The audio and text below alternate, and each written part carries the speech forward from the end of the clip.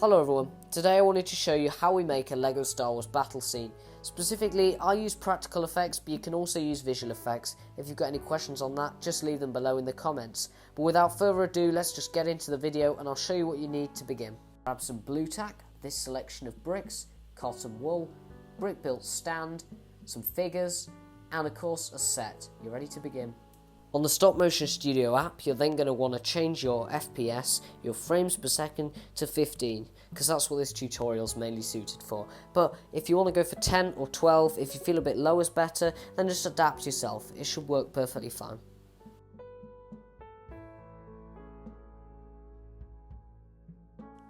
So I messaged 10-2-8 Studios last night to ask him what he thinks should be included in this video, and a really important thing that he brought up, which I didn't have on my original list, was actually blocking, deciding what the characters are going to do within the animation.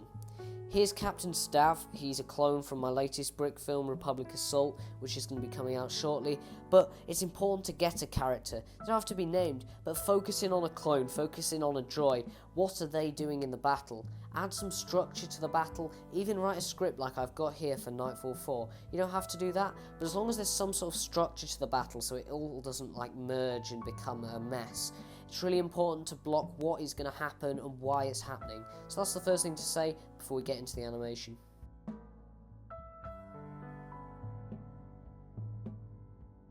Once you've opened up the app called Stopmotion Studio, you're going to want to click on the camera icon, go to the three lines with the dots, and then click Manual Focus and Exposure.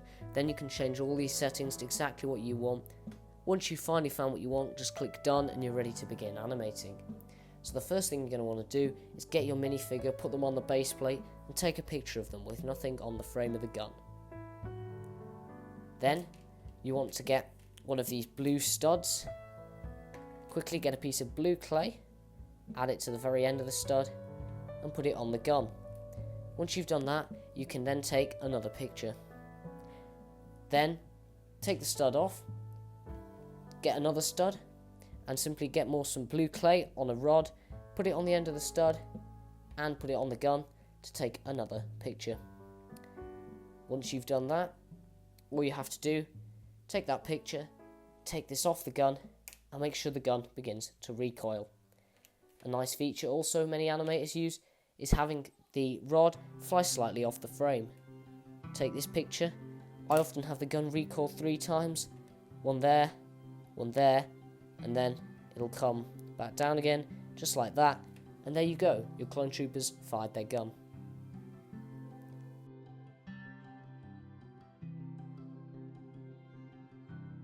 So to make your battle droid get hit, you're going to want to take a piece of blue tack or sticky tack, and you want to put it under the feet, just here between the studs, so that's going to allow the battle droid to fall over.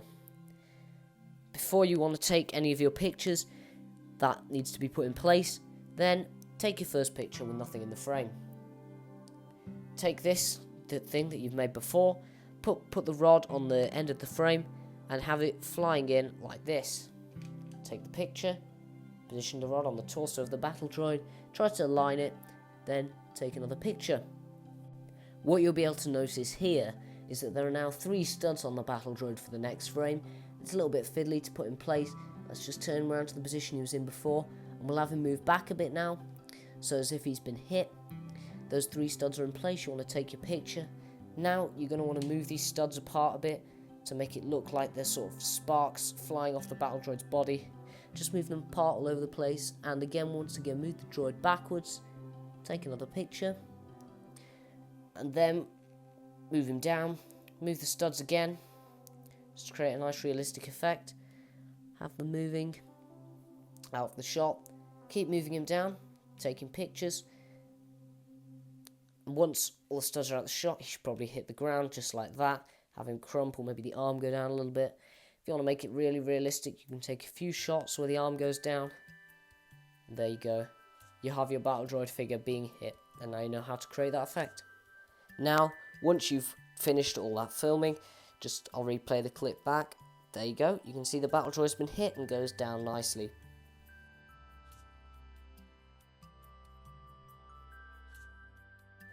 So, another really interesting thing you can add to make a brick film more dynamic is lighting.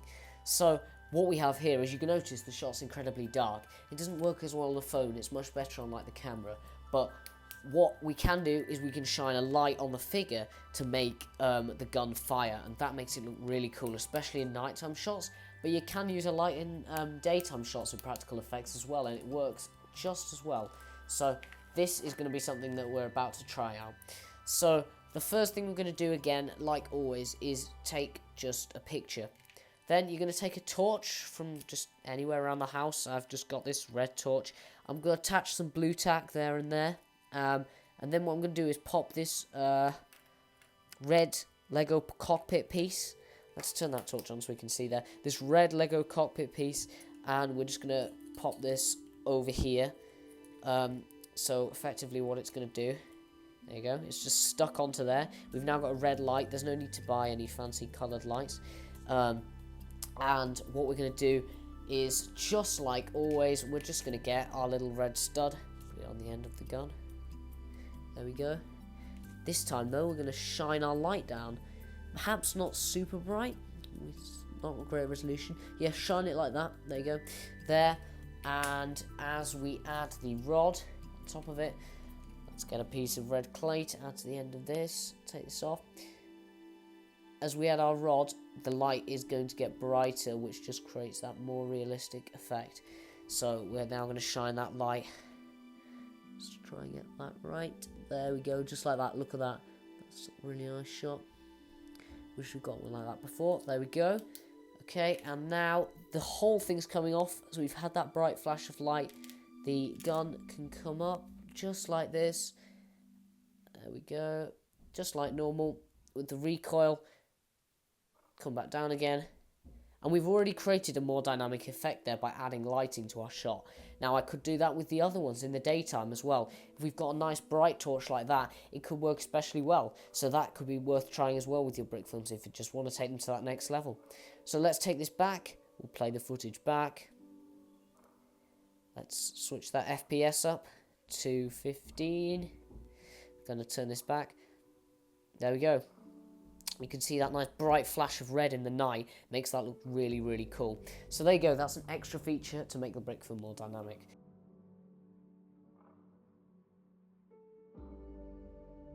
So, as you may be able to see with the vehicles, on the feet of this homing spider droid, there's simply a little red stud to ensure that he fits on the base plate. Otherwise your vehicles can wobble around and that doesn't look too great in shots. So now that he's nicely secured on the base plate, what do you use to actually create that effect of the gun on the vehicle firing?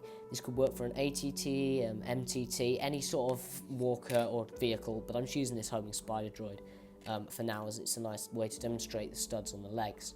So perhaps get a cone piece like this, and use that maybe instead of the stud, just to create a slightly more impactful blaster effect. What you want to do is you want to get, like always, get that little bit of clay matching the brick and put it on the end of the vehicle. Now I may just move the camera back slightly here, just so you can get a nicer look at this shot. There we go. So once we've done that, we can take that picture, and instead of your normal rod, I'm going to take a spring-loaded shooter here actually and place this on the end, just to make, again, the shot look slightly more powerful. So once that's placed on the end, prop that up a little bit.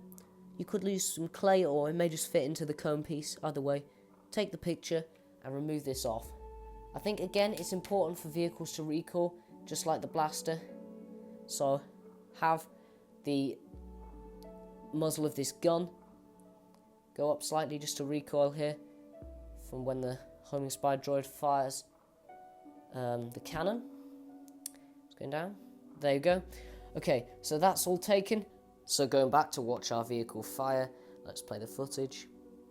There we go. I think that looks nice. Let's move on to the next shot.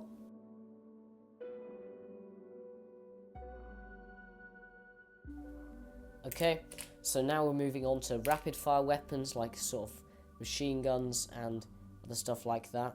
Let's move this plant that way, put a droid in, maybe just to man the machine gun, make it look a bit more realistic, and we're ready to go. Okay, so we'll take the first shot. Quite wobbly.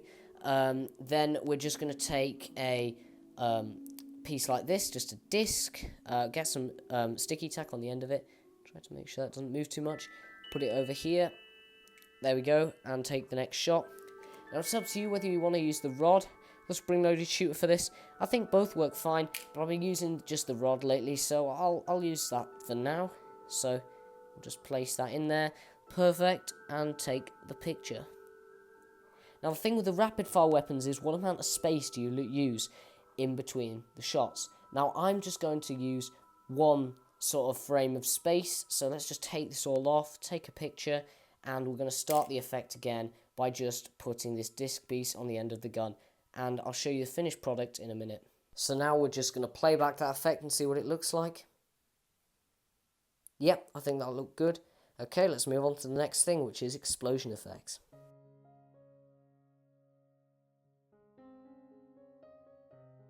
Okay, so now how do we create the effect where our clone trooper here is hit by an explosion? So I'm just going to go and grab the cotton wool that I showed you earlier. And what we're going to do is we're just going to tear off a very small piece like this. We are going to take a frame with nothing there. We are then going to take a frame with the effect coming in that's going to cause the explosion. Let's take this rod. So let's say it's going to hit down by his feet. Let's click there. And now the cotton wool is at the bottom, which is excellent. We might even create the effect where we can see that the laser has blasted down and hits near the cotton wool. So let's do that. We'll just put that down there with a little bit of red tack. There we go. Okay, so that's just done that. Now we're going to take a slightly bigger piece of cotton wool and we're going to remove this just because the effect's gone now. And we're going to create this. We maybe even move the clone trooper back here to create that like dynamic effect of him being impacted by the explosion. Take the picture and you're just going to move this cotton wool towards the clone trooper, and maybe let's even get a bit of blue tack, sticky tack once again, just to cause the clone trooper to fly slightly because of the force of the explosion. Just going to have done that. Make it a bit bigger. There we go. And we can even have the clone trooper fly back all the way over here now. It's been supported by that sticky tack. Get another piece of cotton wool, put it in the frame. There we go. And I think the best thing you do with explosions is just cut the frame when you feel it's right, when you feel the explosion is big enough. Sometimes I even have the whole frame be filled with cotton wool just to create that impact like this. There we go. We've created that. So let's go back and take a look at that. Okay. Very nice. I'm going to put all these videos together at the end so you're going to be able to see what it looks like as a whole battle put together.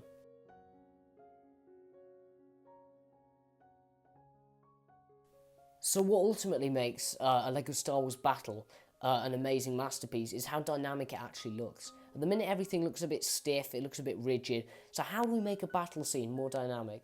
Well, I think really there's two things to that. So first is just adding extra lasers to make the scene look more frantic, like it's an actual battle and there's a lot at stake here. And secondly, camera movement. I've learned this in the past few weeks that camera movement is incredibly important to making a really successful animation. So I'd like to show you just a little bit of it here. So I think first what we're going to do is we're just going to take a picture of the clone trooper like normal.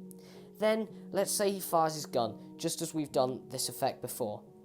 I'll skip in a minute just to show you what we need to do next in the animation. We've got that effect on us. We're just going to move the camera slightly, just in a certain direction over here. And we're just going to take a picture. We're then just going to do our normal firing sequence where the laser comes off. We can see it on the other end of the screen as if it's been fired. We'll just have it subtly there, just so the audience know that it's going on. Move the camera again. Every time you're going to take a picture now. And keep the recoil going on. The laser's now off screen.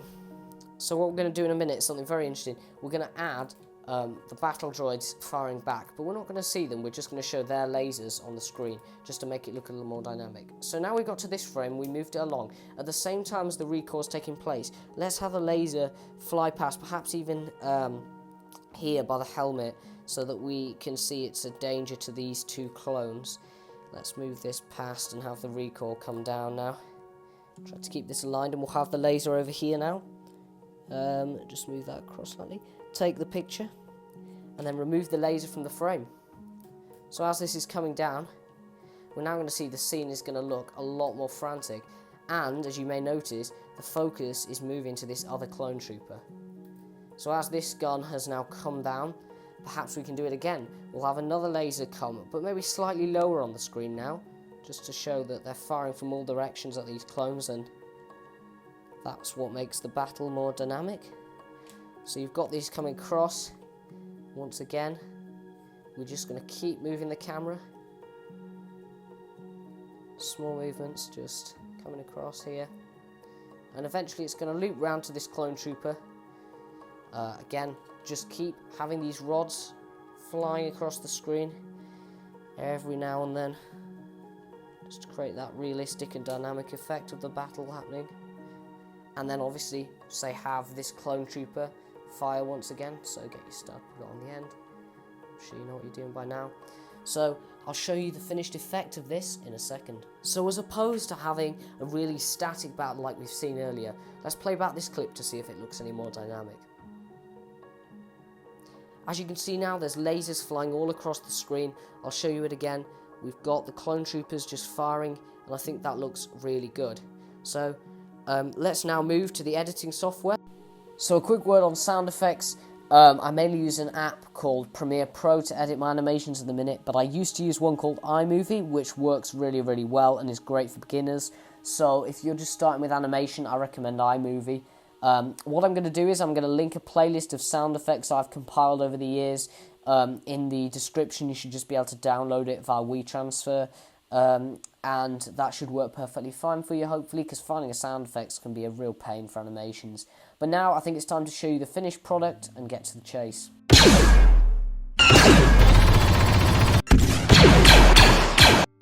So that about concludes it for today's video. It's been about 17 minutes, which I wasn't quite expecting, but it's been a lot of work put into it. So thank you very much for watching, and I really hope you've enjoyed it.